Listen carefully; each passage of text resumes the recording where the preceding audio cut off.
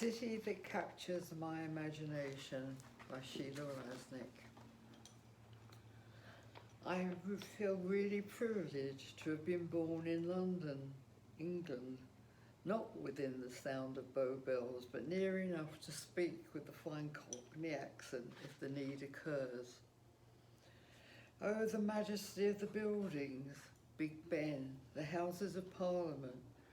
Westminster Abbey, Buckingham Palace, Admiralty Arch, St Martin's in the Fields, Trafalgar Square with the Lions and Nelson's Column, Tower Bridge, St Paul's Cathedral, the new Hungerford Bridge which crosses the Thames River to the new Tate Museum, or the old facade of the original London Hospital that stands so proudly in front of the newly built hospital behind it, the old railway stations and the new, the heraldry and pomp and circumstance of ceremonies that no one performs any better. Must not forget the Eye, which was constructed for the new millennium,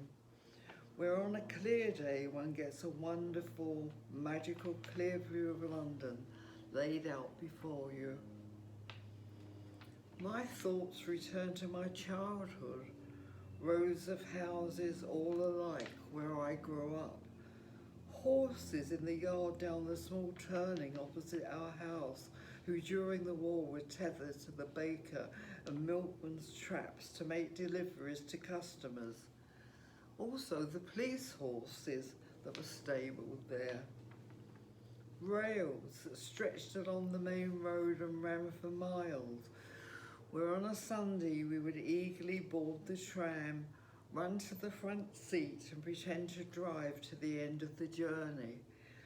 which ended under a bridge by a horse trough,